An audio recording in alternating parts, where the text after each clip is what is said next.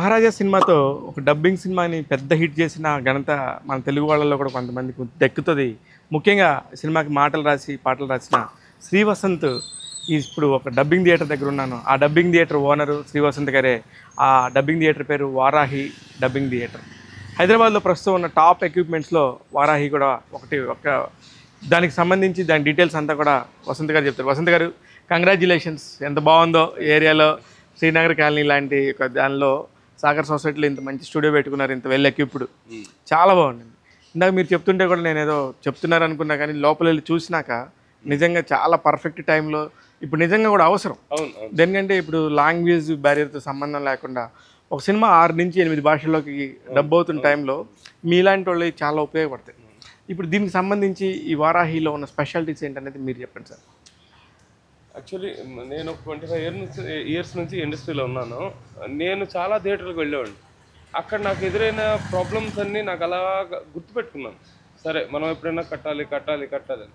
So అలాంటి ఎటువంటి లోటు లేకుండా ఫస్ట్ క్యాంటీన్, ఇది మన స్టూడియో క్యాంటీన్. ఇది ఓకే, వచ్చిన వాళ్ళు ప్రశాంతంగా కూర్చోడానికి, వచ్చిన వాళ్ళకి ఎవరన్నా గెస్ట్లు వచ్చినా కానీ ఒక 10-20 మంది కూర్చొని చక్కగా మాట్లాడుకునేలాగా ఒక క్యాంటీన్, దానికి ఒక గ్రీనరీ, కొంచెం ఆక్సిజనరీ లెవెల్స్ కావాలి కాబట్టి ఒక పర్సనల్ కిచెన్.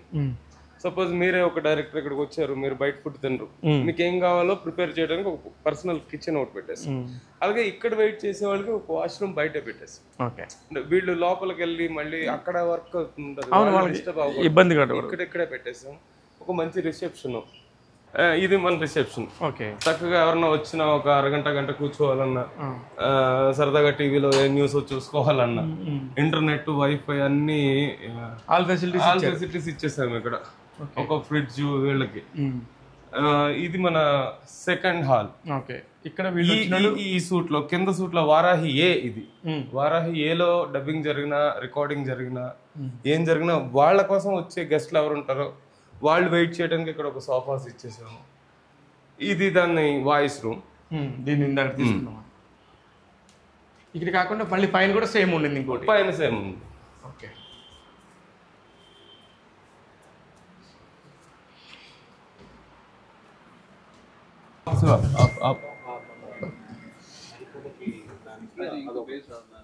ఇది మన వారాహి బి. ఈ స్టూడియో ఇది ఫుల్లీ ఎక్విప్డ్. మన సౌండ్ కార్డ్ దగ్గర నుంచి స్పీకర్లు జనలాక్ ఉన్నాయి, 65 ఇంచ్ టీవీ. సో ఏం కావాలో కంఫర్ట్ గా ఒక సోఫా గానీ, చైర్స్ గానీ అన్ని కేర్ చేస్తాం. అంటే వచ్చిన వాళ్ళందరికీ ఏ ఇబ్బంది లేకుండా. ఉన్న టేబుల్ కూడా మనం చేయించుకున్నది, రెడీమేడ్ కొనలేదు. ఓకే, అంటే వీళ్ళకి మీకు ఎలాంటి రిక్వైర్మెంట్స్ ఉంటాయో మీకు తెలుసు కాబట్టి. కానీ కింద స్టూడియోలో ఉన్న ఎక్విప్మెంట్ కి ఈ ఎక్విప్మెంట్ కి ఉన్న తేడా ఉంది. ఇప్పుడు అది మొత్తం నైమన్ సూట్, ఊఫర్ స్పీకర్స్ అన్ని నైమన్ కంపెనీ. ఇది మొత్తం జెన్లాక్. ఓకే, అక్కడ ఉన్నది మ్యాట్రిక్స్ సౌండ్ కార్డ్, ఇక్కడ ఉన్నది అపోలో ఐటెక్స్పీ Heritage sound card. Okay, so mics కూడా మనం 3 కంపెనీస్ ఉన్నాయి. ఒకటి నైమన్, 2 AKG, 3 డిఎల్ఎస్. డిఎల్ఎస్ అంటే యూనివర్సల్ ఆడియో వాళ్ళది. అది చాలా కాస్ట్లీ మైక్, అది కూడా తెప్పించాం. వచ్చే మ్యూజిక్ కంపోజర్స్ కి కొంచెం కంఫర్ట్ ఇవ్వాలన్నది ఒక, ఎవరికి ఇబ్బంది లేకుండా ఉండాలంటే. అంటే నేను మ్యూజిక్ డైరెక్టర్ గా చేసినప్పుడు చాలా స్టూడియోలో ఇబ్బంది పడ్డాను, అలా మన స్టూడియోకి వచ్చిన వాళ్ళు ఎవరు ఇబ్బంది పడకూడదు. Very nice. ఇదంతా కూడా దీనికి సంబంధించిన డబ్బింగ్ వాయిస్ ఇక్కడ నుంచి ఇస్తారు. ఇది వారాహి బి కి ఇది వాయిస్ రూమ్. ఓకే, సో మనకు సపోజ్ ఒక 20 మంది 30 మంది కోరస్ పాడాలి, దానికి పెద్ద రూమ్ కావాలి. మీరు ఏ స్టూడియో అయినా చూడండి, ఇంత వాయిస్ రూమ్ ఎక్కడ లేదు. అవును, నేను కూడా చూసాను. ప్రసాద్ ల్యాబ్ లో, శబ్దాలయ అలాంటి ల్యాబ్స్ తీసేస్తే ఏ ఇండివిజువల్ స్టూడియోలో కూడా ఇంత వాయిస్ రూమ్ ఉండదు. అవును, ఒక 15 మంది 20 మంది ఒకేసారి మాట్లాడాలన్నా కూడా మాట్లాడుకోవచ్చు. డబ్బింగ్ జరిగితే ఒక 40 మంది క్రౌడ్ చెప్పుకోవచ్చు ఇదే రూమ్ లో. ఓకే, సో ఇవన్నీ కూడా ఏంటంటే సైలెంట్ ఏసీలు బిగించాం అన్ని, Mitsubishi company. Okay, so AC on లో ఉంటుండగానే మనం టేక్ చేయొచ్చు. ఓ, మిగతా స్టూడియోలో ఆ ఫెసిలిటీ ఉండదు. కరెక్ట్. మనం ఏసీ ఆన్ లో ఉంటుండగానే సింగర్ పాడొచ్చు, ఏసీ ఆన్ లో ఉంటుండగానే డబ్ చేయొచ్చు.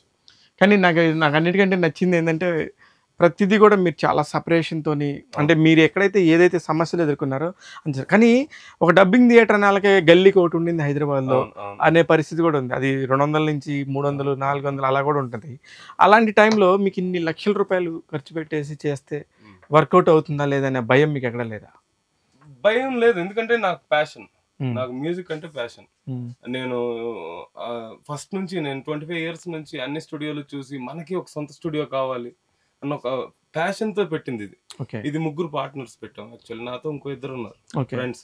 వాళ్ళు కూడా నాలాగే passion తోనే పెట్టారు. వెరీ అంటే నైస్. ఇది ఏదో సంపాదించేద్దాం, దీంతో ఏదో చేద్దాం అని కాదు. మంచి సినిమాలు చేద్దాం. వచ్చిన డైరెక్టర్ కంఫర్ట్గా ఉండాలి.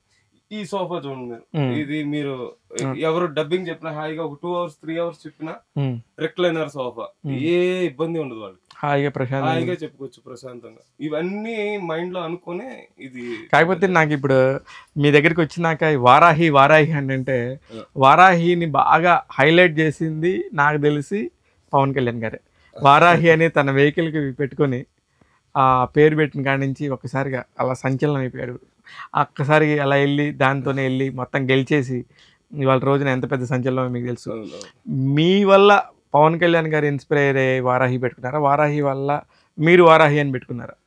లేదండి, ఇద్దరం అమ్మవారిని ఇన్స్పైర్ అయ్యాం. ఓ ఎందుకంటే ఈ వారాహి అమ్మవారికి పురాణాల్లో చాలా ఉన్నత స్థానం ఉంది. ఓకే. అమ్మవారు చాలా పవర్ఫుల్. అమ్మవారిని ఎక్కువ మంది ఎందుకు పెట్టుకోరు ఎంచుకోరు అంటే ఆవిడికంతా ఒక మడి, ఒక శుభ్రంగా ఉండాలి, అక్కడ ఒక దీపం వెలగాలి, రోజు పూజ చేయాలి, ఊదత్తులు వెలిగించాలి. మిగతా దేవుళ్ళగా అలా విగ్రహం తెచ్చి పెట్టేస్తే కుదరదు. అందుకే సో ఆ శక్తిని భరించలేక చాలా మంది అంత ఇది అన్ని క్లీన్ అండ్ దీనిగా ఉండాలి, అది ఉండలేక చాలా మంది పెట్టుకోరు. ఈ స్టూడియోకి మనం 8 నెలల క్రితం అగ్రిమెంట్ చేసిన రోజు వారాహి అని పెట్టుకున్నాం. ఇది ఎలక్షన్ రిజల్ట్ వచ్చాక పెట్టుకున్నాం. కాదు అది నాకు తెలుసు. నేనైనా పవన్ కళ్యాణ్ గారు అయినా ఎవరైనా అమ్మవారికి ఆవిడ ఇన్స్పిరేషన్, ఆవిడ దీవెన అంతే. కానీ పవన్ కళ్యాణ్ మీరు దగ్గర నుంచి ఎన్నోసార్లు చూసుండొచ్చు మణిశర్మ గారి స్టూడియోలో. చూసాను. ఆ ఎలక్షన్ టైంలో ఆయన చేసిన క్రేజ్, ఆ వాగ్దానాలు, ఆయనకి మీకు వ్యక్తిగతంగా పరిచయమైన మనిషి కాబట్టి అవన్నీ చాలా స్వచ్ఛంగా చేశారంటారా? అండ్ నాకు వ్యక్తిగతంగా అంటే నన్ను చూస్తే ఆయన గుర్తుపట్టరు. ఆయన పాటలు లాస్ట్ ఎలక్షన్ లో కూడా జనసేనకి దాదాపు నేను ఒక 30 పాటలు చేసి ఉంటాను. మీరు యాజ్ ఎ మ్యూజిక్ డైరెక్టర్. నా దాంట్లో మనోహర్ గారు నన్ను గుర్తుపడతారు, పవన్ కళ్యాణ్ గారు గుర్తుపట్టరు. బట్ ఆయన అంటే నాకు చిన్నప్పటి నుంచి ఇష్టం. నేను ఆయన ఫ్యాన్. సో ఆయన్ని మహతి స్టూడియోలో చూసాను, 2-3 సార్లు చూసాను. వచ్చిన ప్రతిసారి మిగతా వాళ్ళ కాకుండా అలా వచ్చి చెప్పులు చేతితో తీసి ఆ చెప్పులు స్టాండ్ లో పెట్టి చాలా గౌరవంగా జాగ్రత్తగా లోపల రూమ్ లోకి వెళ్ళేవాళ్ళు. ఆయన ఆ హానెస్టీ, ఆ సింప్లిసిటీ, అసలు నాకు ఆయన అంటే అప్పటి నుంచే ఇష్టం. సో ఇప్పుడు జై జనసేన అంటే ఇంకేముంది, కొట్టారు. ఇంకొక 5 ఏళ్ళు డెఫినెట్ గా మంచి పాలన ఇస్తారు, మంచి అభివృద్ధి ఉంటుందని అనుకుంటున్నాను. అదే ఏమి లేనప్పుడు 30 పాటలు చేశారు. ఇప్పుడు గవర్నమెంట్ లో ఉన్నప్పుడు మీరు ఇంకెన్ని పాటలు ఏం చేయొచ్చు? అంటే నేను 30 పాటలు చేయకపోయినా పర్లేదు, ఆయన 30 ఏళ్ళు అధికారంలో ఉండాలి. ఫ్యాంటాస్టిక్. ఇది బాగుందబ్బా. నిజమైన జనసేన అభిమానించుకున్నావు, అభిమానాన్ని ఆయన బాగుండాలి అనుకోవాలి, మనకేముంది. అదే అయితే ఇప్పుడు మహారాజా లాంటి ఒక అద్భుతమైన సక్సెస్ తర్వాత ఇప్పుడు ప్రతి ఒక్కళ్ళు కూడా నిజంగా మహారాజా చేసింది ఎవర్రా అని అన్నప్పుడు మీ దగ్గరికి వస్తారు. వాళ్ళకి మీరు ఇచ్చే నిజాయితీగా మీరు ఇచ్చే సర్వీసెస్ అటువంటివి, ఎంత రేటు దానిలో మీరు అక్కడ ఏమన్నా కాంప్రమైజ్ అవుతారా? లేదండి, అంటే యాక్చువల్లీ నాది ఒక సిన్సియర్ పాలసీ ఏంటంటే మార్జిన్ చాలా తక్కువ పెట్టుకుంటాను. ఓకే. సినిమాకే ఎక్కువ ఖర్చు పెడతాను. మాక్సిమం అంటే నా మార్జిన్ హైయెస్ట్ నేను తీసుకుంది 10%. అంతకుమించి నేను మార్జిన్ తీసుకోను. నేను తక్కువ తీసుకుంటాను. క్వాలిటీ. రెండోది ఏంటంటే నేను చేసే ప్రతి వర్క్కి మార్నింగ్ షో రిలీజ్ అయ్యే వరకు ఎనీ కరెక్షన్ ఎనీ టైం అదంతా పూర్తిగా నాదే బడ్జెట్. ఈవెన్ వాళ్ళు ఓటీటీకి వెళ్ళాక సినిమా రిలీజ్ అయ్యాక క్యూసీలు వచ్చిన క్యూసీల్లో సపోజ్ వీళ్ళు ఓకే చేసిన వాయిస్ రేపు ఓటీటీలో ఫెయిల్ అయింది, సో ఆ వాయిస్ని కూడా ఫ్రీగా చేసి ఇచ్చిన రోజులు ఉన్నాయి. 100% ఇంకా మనం ఒక సినిమా ఒప్పుకుంటే అది నాది అని ఫీల్ అవుతుంది. అదే సక్సెస్.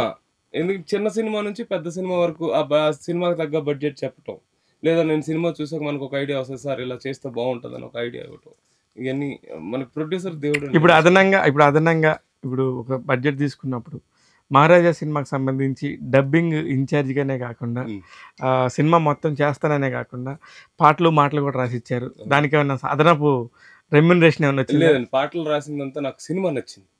ఫస్ట్ చూడంగానే నచ్చింది. జనరల్ గా నేను ఎవరికోళ్ళకి ఇస్తుంటాను. ఈ సినిమా నచ్చి ఇదేదో అదే ఎవరికొకరికి ఇచ్చినప్పుడు డబ్బులు ఇవ్వాలి కదా. 100%. అది మీరు ఎందుకు తీసుకోలేదని అడుగుతున్నా. అంటే చాలా చిన్న మొత్తం ఉంటుంది. ఓకే. డబ్బింగ్ సినిమాల్లో ఇప్పుడు నేను తీసుకునేది కొంచెం పెరగచ్చు, మేబీ ఆఫ్టర్ మహారాజా. బట్ ఇంతకు ముందు అంత చెప్పుకునే అంత పెద్ద అమౌంట్లు ఏముండవు. డబ్బింగ్ జనరల్ గా ఒక గిరి గీసుకుని అదే బడ్జెట్ లో చేస్తారు అంతే, అది ఏ లాంగ్వేజ్ అయినా.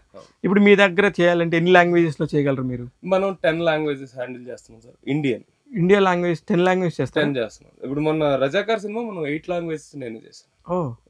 మనం తెలుగు. అప్పుడు దానికి తగ్గట్టుగా మీరు బెంగాలీ అయితే బెంగాలీ వాళ్ళు, బెంగాలీ, భోజ్పురి, మరాఠీ, హిందీ, ఏదైనా మీరు ఎనీ లాంగ్వేజ్ మనం హ్యాండిల్ చేస్తాం. ఇది కాకుండా ఇప్పుడు కొత్తగా ఏం స్టార్ట్ చేసామంటే మనం ఒక హిందీ సినిమా కొరియన్లో చేస్తున్నాం, శ్రీలంకన్లో చేస్తున్నాం, జాపనీస్లో మనకి లీడ్స్ ఉన్నాయి, చైనీస్ లాంగ్వేజ్లో లీడ్స్ ఉన్నాయి. అక్కడ కూడా మనం టీమ్ ఫామ్ చేసాం. నెక్స్ట్ కొన్ని సినిమాలు మీకు చెప్తాను త్వరలోనే. ఆ సినిమాలు ఇంటర్నేషనల్ లాంగ్వేజ్ కూడా మనం హ్యాండిల్ చేస్తాం. సూపర్ సూపర్ అండి, కంగ్రాచులేషన్స్. Thank you. మొత్తానికి నిజంగా నాకు చాలా హ్యాపీగా ఉంది. నా స్నేహితుడు ఒక వెల్ విషర్, ఒక మంచి పొజిషన్లో ఎప్పటి నుంచి ఎదురు చూస్తున్నాం, రాక రాక ఒక విజయం వచ్చింది. ఆ విజయాన్ని మీరు ఎంజాయ్ చేస్తారని, ఇక్కడి నుంచి ఇట్లాంటి విజయాలు రెగ్యులర్గా చేస్తూ ఉంటారని చెప్పి మనస్ఫూర్తిగా కోరుకుంటున్నానండి. All the very best Vasanth garu. Congratulations once again. Thank you. చూస్తున్నారుగా, ఇది ఒక హైదరాబాద్లో తెలుగు సినిమా పరిశ్రమకు సంబంధించి డబ్బింగ్ చేసే వాళ్ళకి ఇన్ని రకాల ఫెసిలిటీస్ ఉన్న వారాహి డబ్బింగ్ స్టూడియోని ఖచ్చితంగా సంప్రదించవచ్చు. వసంత్ చాలా నమ్మకంగా ఇండస్ట్రీలో 25 ఇయర్స్గా ఒక సంగీత దర్శకుడిగా దాదాపు 20కి పైగా సినిమాలు చేశారు. రైటర్గా కానీ అనేక పరిణితులు కలిగిన అతనితోని ట్రావెల్ చేస్తే ఖచ్చితంగా డబ్బింగ్ ఇండస్ట్రీకి ఒక మంచి పేరు ప్రఖ్యాతులు వస్తాయని చెప్పేసి నేను అనుకుంటున్నాను.